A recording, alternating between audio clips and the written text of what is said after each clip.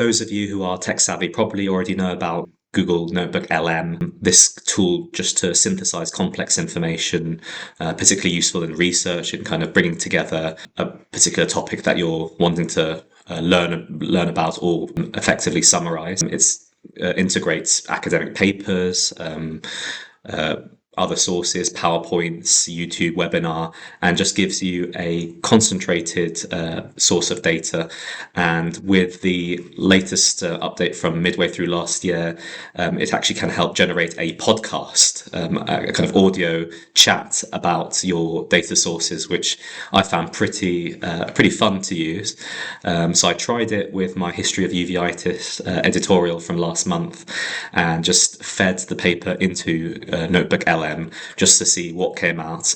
And it's got just kind of a friendly banter and repartee between the two AI hosts, almost more natural than a lot of actual podcast hosts that you might listen to. They kind of joke and even do a bit of wordplay with each other, which I found quite amazing. A little bit worrying as well how quickly AI is progressing, but hopefully you and I won't be replaced anytime soon. Let's touch wood. Anyway, so this is the audio output of the editorial that I wrote, fed into NotebookLM. Hope you enjoy it. Welcome to the deep dive. Today we are going deep into the world of uveitis. You sent over this fascinating review article from Nature Eye, and it looks like we're about to uncover some serious history, like how ancient Egyptians thought eye problems were divine punishments. Well, they weren't entirely wrong about things impacting eye health. Uveitis is inflammation of the middle layer of the eye, the uvea, which can be triggered by a whole host of things, including infections, autoimmune conditions, and even stuff in the environment. Okay, so it's not just one thing, but a whole web of potential causes. This Nature Eye article traces our understanding of uveitis way back. Are we talking cave drawings here? Not quite cave drawings, but we do find descriptions in ancient Egyptian papyri from around 1700 BCE.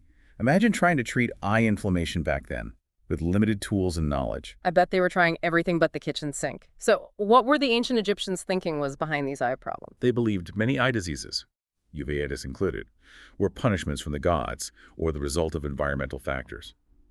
It's fascinating how their worldview shaped their medical practices.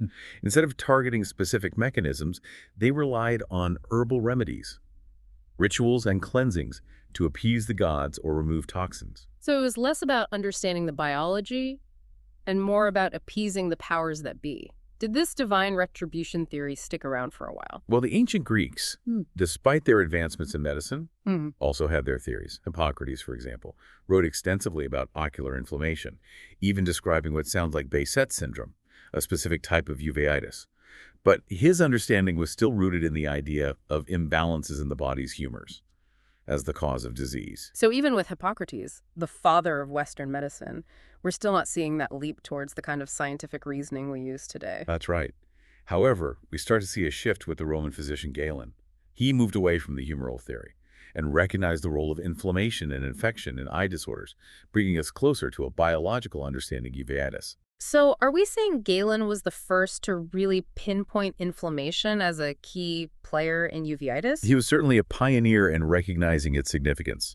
His work laid the groundwork for later discoveries. Even though treatment options remained limited during this time, it was more about alleviating symptoms rather than targeting the root causes. So we're making baby steps towards understanding the what of uveitis, but the why and the how to fix it are still pretty murky. What happened after the Roman period? Did things progress during the Middle Ages? While medical progress in Europe might have slowed down during the Middle Ages, the Islamic world was having a golden age of discovery.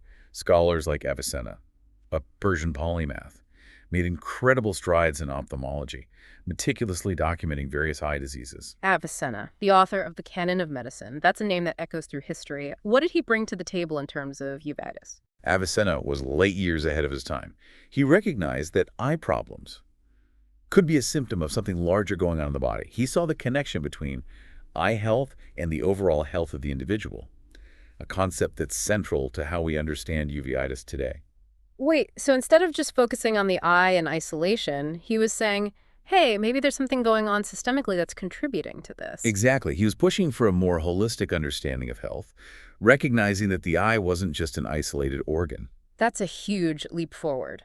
It's like he was laying the foundation for the mind-body connection we talk about so much today.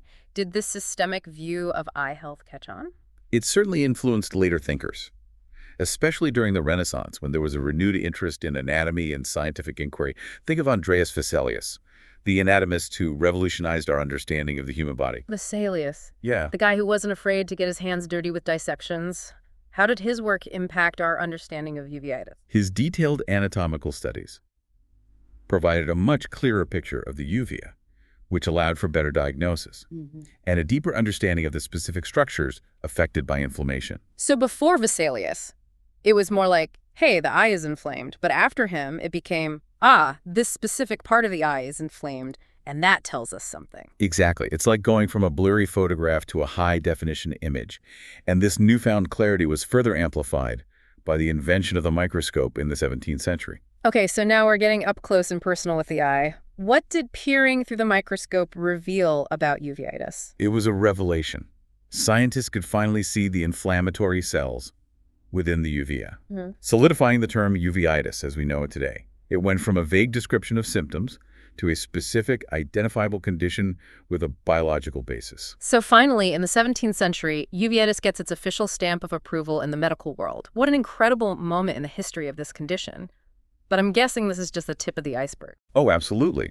The 19th century brought another game changer, the ophthalmoscope, invented by Hermann von Helmholtz. Wait, the ophthalmoscope, the thing that lets doctors see inside the eye, that must have been like switching on a light in a dark room. Exactly. It revolutionized eye examination. For the first time, doctors could directly observe the signs of inflammation inside the eye, which led to more accurate diagnoses and hopefully more effective treatments. It's almost like they could finally see the enemy they were fighting. So we're moving away from guesswork and towards a more visual, precise understanding of uveitis. It's a huge leap forward, but I'm assuming there's still a lot to uncover. You're absolutely right. When the ophthalmoscope opened a window into the eye, there was still so much to learn about the causes of uveitis. That's where the 19th and 20th centuries brought about a real paradigm shift. Okay, I'm all ears. What was this paradigm shift all about? It all boils down to this: finally connecting uveitis to other systemic diseases. Figures like François Boissier de Sauvage and William Mackenzie started to recognize uveitis as a distinct clinical entity, often associated with conditions like tuberculosis and syphilis. So we're going from describing symptoms to seeing patterns and recognizing, hey, when we see this type of eye inflammation, it's often accompanied by this other condition. Precisely. And Mackenzie even went so far as to include uveitis as a separate diagnostic category in his influential textbook, a practical treatise on the diseases of the eye, which was published in 1830. So finally, uveitis gets its own chapter in the medical textbooks. I'm sensing we're on the verge of some major breakthroughs. You're right on the money. This is just the beginning. The 20th century brought about the rise of immunology, and that's when things got really interesting. Okay, I'm ready for this immunology revolution. Welcome back to our deep dive into the history of uveitis.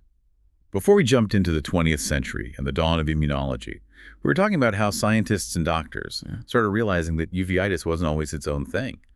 It could be a symptom of other things happening in the body. Right, like this connections to tuberculosis and syphilis. So how did immunology change our understanding of uveitis? It feels like that's where things really started to click into place. It was a total game changer. Think about it. Right. For centuries, doctors had been grappling with this mysterious eye inflammation, trying all sorts of treatments with limited success.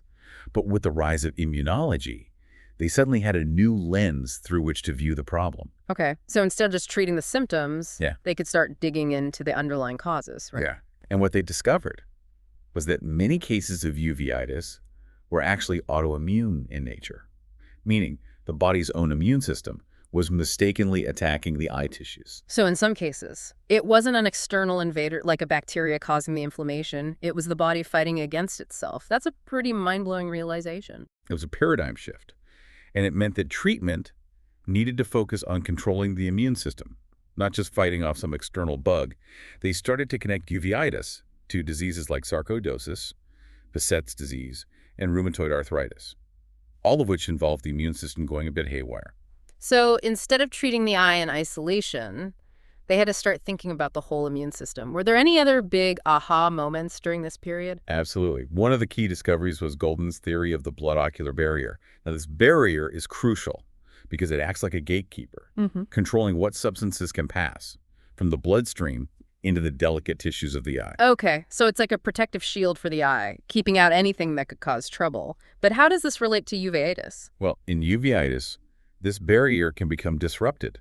It's like a breach in the wall, allowing inflammatory cells and molecules to flood into the eye, causing damage and making the inflammation even worse. So it's not just that the immune system is attacking the eye, it's that the eye's defenses are weakened, allowing the attack to happen more easily. That makes sense.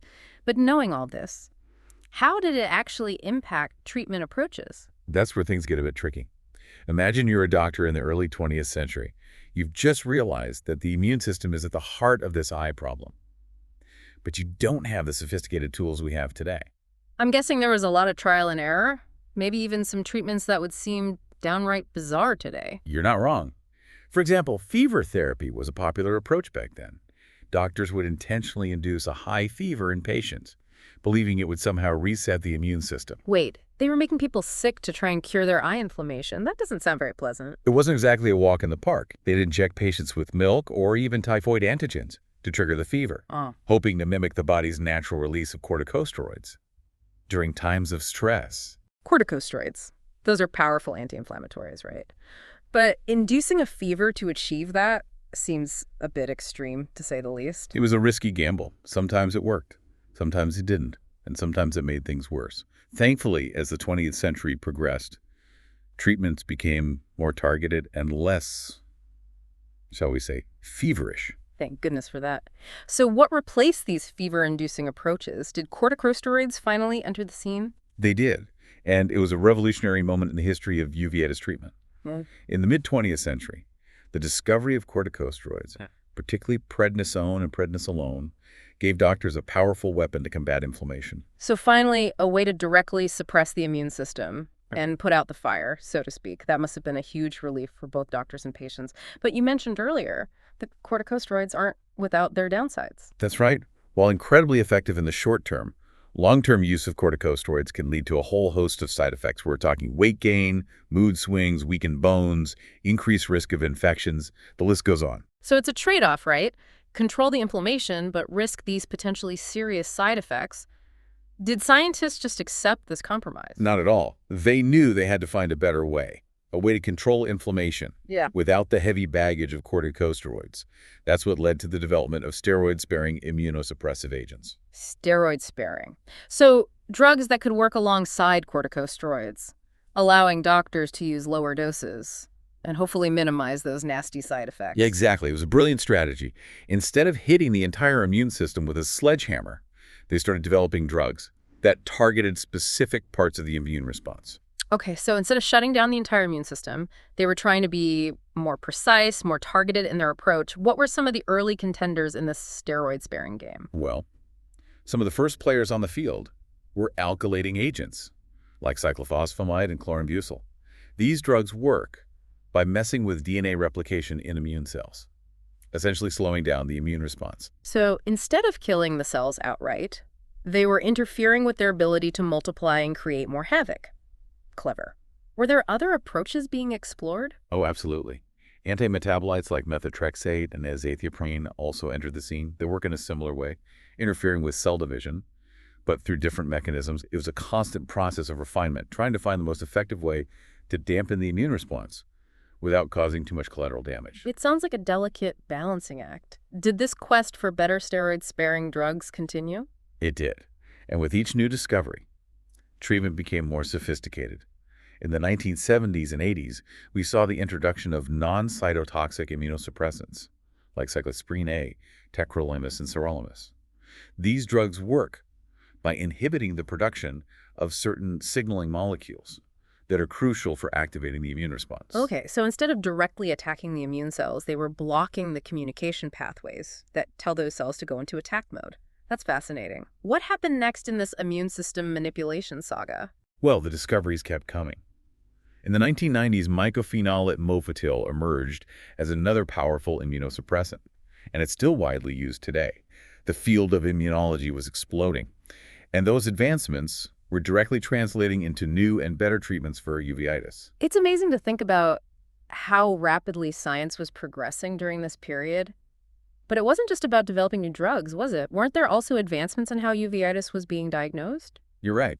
Well, the 20th century was a time of incredible drug development. It was also a time of incredible technological leaps, especially in the realm of imaging. So now we're not just fighting uveitis blindly. We're actually getting a better look at what's happening inside the eye. Tell me more. Remember the ophthalmoscope we talked about earlier? Well, it was a great start, but things got even more exciting with the arrival of optical coherence tomography, or OCT.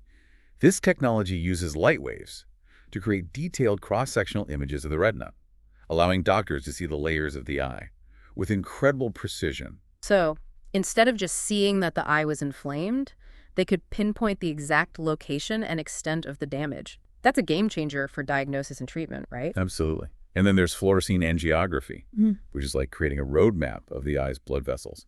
A special dye is injected into the bloodstream, and then photos are taken as it circulates through the eye, highlighting any areas where blood flow is disrupted or leaking due to inflammation. It's like seeing the inflammation in action, pinpointing the areas where those rogue immune cells are causing the most trouble. I'm guessing these advancements led to much earlier detection and more accurate diagnoses. You got it. And that early detection is crucial for preserving vision. The sooner you can catch and treat uveitis, the better the chances of preventing long-term damage. But it wasn't just about technology and treatments. The human element was also evolving during this period. What do you mean by the human element? Well, researchers and doctors around the world began realizing that they couldn't solve this uveitis puzzle alone. They needed to share knowledge, collaborate, and learn from each other's experiences. So a shift from working in silos to embracing a more global collaborative approach to tackling this complex condition. Exactly. Organizations like the International Uveitis Study Group and the International Ocular Inflammation Society emerged, bringing together the brightest minds in the field to share their findings, standardize diagnostic criteria, and develop evidence-based treatment guidelines. That's fantastic. It's like the scientific community was finally saying, hey, we're all in this together. Let's pool our knowledge and resources to find the best solutions for patients. That's the spirit. And this collaborative approach led to the standardization of uveitis nomenclature, or SCN initiative, which aimed to create a universal language for classifying different types of uveitis. So no more confusion about what's what, everyone's speaking the same language, which makes research and communication so much more efficient. What an incredible testament to the power of collaboration. It was a major step forward. And it paved the way for even more groundbreaking discoveries in the 21st century. But we'll have to save those for part 3. Okay. You've definitely piqued my curiosity. Let's dive into the 21st century and all its cutting-edge treatments after the break. Welcome back to the Deep Dive. We've been traveling through the history of uveitis, and it's been quite a journey from ancient theories about divine punishment to the dawn of immunology and the rise of global collaboration. Now we're stepping into the 21st century. What does this era hold for uveitis treatment? Well, if the 20th century was about understanding and controlling the immune system, the 21st century is about precision. It's about targeting specific molecules and pathways involved in inflammation, minimizing side effects and maximizing results. So less of a carpet bombing approach and more like a surgical strike on those inflammatory culprits. That's a great analogy. And the stars of this precision revolution are biologic therapies. These are a whole new class of drugs engineered to target very specific molecules involved in the inflammatory process. Biologics, they sound almost futuristic. How do they differ from those earlier immunosuppressants we talked about? Think of it this way. Those earlier drugs were like using a shotgun to control inflammation. They were effective. But they also hit a lot of unintended targets, which is why they often came with so many side effects. Okay, so lots of collateral damage. But biologics are more like a sniper rifle, taking out specific targets without harming the surrounding tissue. Exactly. Biologics are designed to zero in on specific molecules, like tumor necrosis factor alpha, TNF-alpha, a major player in the inflammatory cascade that drives many autoimmune diseases, including uveitis. So by blocking TNF-alpha, you're essentially disarming one of the key weapons in the inflammatory arsenal. Precisely. And that's exactly what TNF inhibitors like infliximab and adalimumab do. They've been incredibly effective in treating certain types of uveitis, especially those that haven't responded well to other treatments. So biologics are like a beacon of hope for those who haven't found relief with traditional therapies. Are there other types of biologics making waves in the uveitis world? Oh, definitely. Interleukin inhibitors are another group, making a huge impact.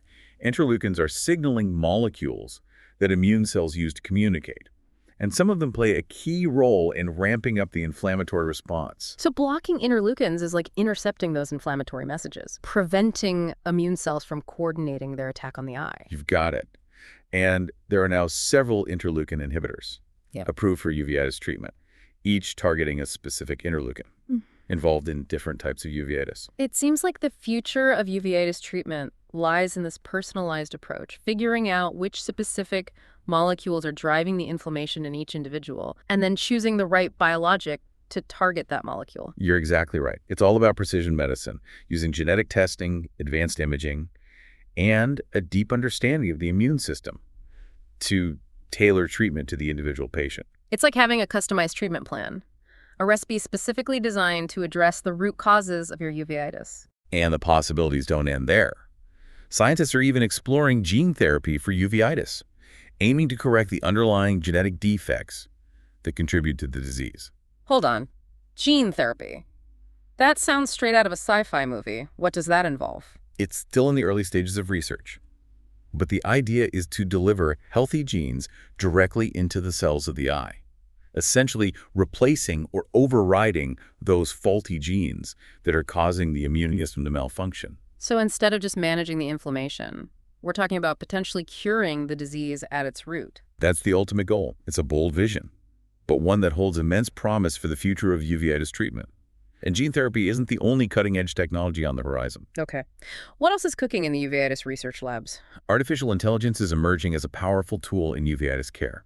Researchers are developing AI algorithms that can analyze medical images, genetic data, and even a patient's medical history to help diagnose uveitis earlier and more accurately. So AI could be our ally in the fight against uveitis, helping us make faster and more informed decisions. That's incredible. That's a very exciting development. Imagine AI helping doctors predict which patients are most likely to respond to certain treatments, leading to even more personalized and effective care. It's like having a superpowered assistant, helping us navigate the complexities of this challenging condition. Exactly. AI has the potential to revolutionize how we diagnose, treat, and even prevent uveitis in the future. This deep dive has been a whirlwind of discovery. From ancient theories to cutting-edge technology, it's inspiring to see how far we've come in understanding and treating uveitis. It truly is remarkable progress. But even with all these advancements, there are still questions to be answered and mysteries to be solved. Like what? What are some of the big remaining challenges in uveitis research? Well, we still don't fully understand all the environmental triggers that contribute to certain types of uveitis. And we're always searching for even more targeted therapies, treatments that can eliminate inflammation without compromising the immune system's ability to fight off real threats. So the journey of discovery continues. There's still so much we can learn about this complex condition. Absolutely. And that ongoing quest for knowledge is what drives us to keep exploring, keep innovating, and keep striving to improve the lives of those affected by uveitis. Well, thank you so much for taking us on this incredible journey through the history of uveitis. It's been eye-opening, to say the least. It's been my pleasure. Remember, knowledge is power, and understanding uveitis is the first step towards better prevention, treatment, and hopefully a cure one day. To all our listeners, we hope you've enjoyed this deep dive into the world of uveitis. Until next time, keep those minds curious.